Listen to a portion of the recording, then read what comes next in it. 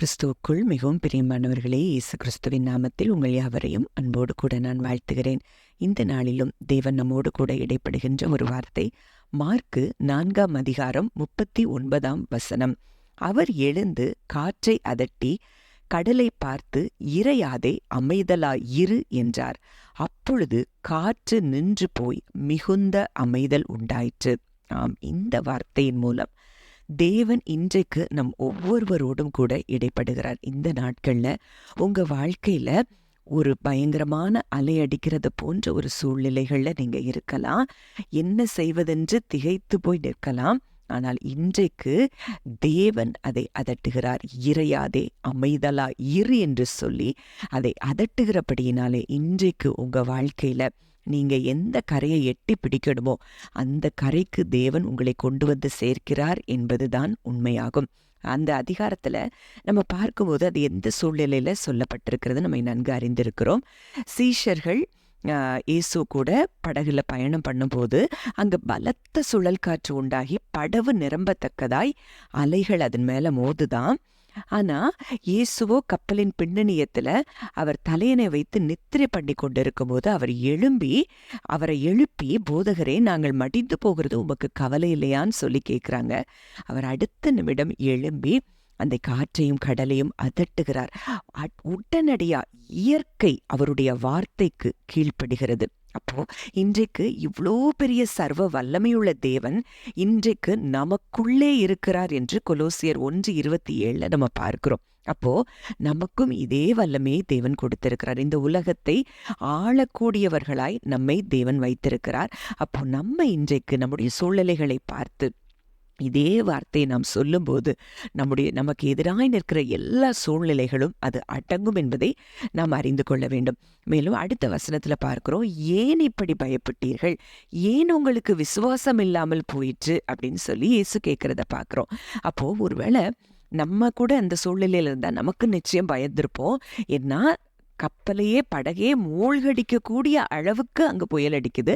ஆனா அந்த இடத்துல இயேசு கேட்கக்கூடிய கேள்வி, ஏன் இப்படி பயப்பட்டீர்கள்? அப்போ அவருக்கு தெரியும் தன் பிதா யார், தன் பிதாவினுடைய அன்பு எப்படிப்பட்டது, என்ன நடந்தாலும் என் பிதா என்னை காப்பாற்றுவார் அப்படின்னு சொல்லி அவர் அறிந்து வைத்திருந்தார். ஆனால் சீஷர்களுக்கு அந்த தேவனை குறித்ததான அப்படிப்பட்ட எண்ணங்கள் இல்லாதபடியினால அவங்களுக்கு பயங்கள் உண்டானதை பார்க்கிறோம். மேலும் யோபு 26ஆம் அதிகாரம் 12ஆம் வசனத்துல நம்ம பார்க்கிறோம், அவர் தமது வல்லமையினால் சமுத்திர கொந்தளிப்பை அமரப்பண்ணி தமது ஞானத்தினால் அதன் மூர்க்கத்தை அடக்குகிறார்.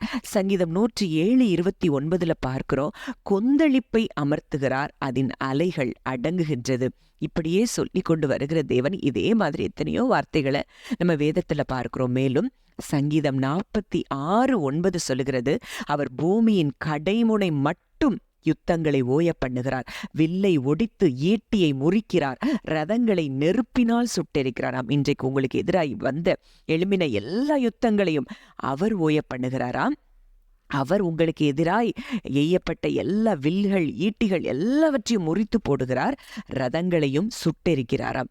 இதற்கு நம்ம செய்ய வேண்டிய ஒரே காரியம் 46:10-11 சொல்லப்பட்டிருக்கிறது, நீங்கள் அமர்ந்திருந்து நானே தேவன் என்று அறிந்து கொள்ளுங்கள், ஜாதிகளுக்குள்ளே உயர்ந்திருப்பேன், பூமியிலே உயர்ந்திருப்பேன், சேனைகளின் கர்த்தர் நம்மோடு இருக்கிறார், யாக்கோபின் தேவன் நமக்கு உயர்ந்த அடைக்கலமானவர். அப்போ இப்படிப்பட்ட இந்த மாதிரியான காரியங்கள் நம்ம வாழ்க்கையில் யுத்தங்கள் ஓய வேண்டும் என்றால் நம்ம செய்ய வேண்டியது ஒன்னே ஒண்ணு, நம்ம அமர்ந்திருக்கணும், ரெஸ்ட்ல இருக்கணும். அவரே தேவன், அவர் சேனைகளின் தேவன், அவர் எனக்காக யுத்தத்தை செய்து முடிப்பார் அப்படிங்கிற அந்த நம்பிக்கையோடு நம்ம இருப்போமானால் இன்றைக்கு நமக்கு எதிராய் வந்த எல்லா கொந்தளிப்புகளும் அடங்கும் என்பது சத்தியம். ஜெபிக்கலாம்.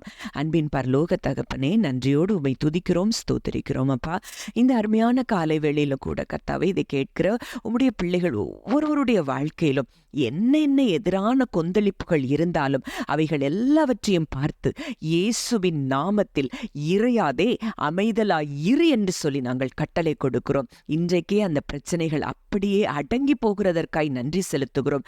நீர் பூமியின் கடைமுனை மட்டும் யுத்தங்களை ஓய பண்ணுகிற தேவன் அப்பா.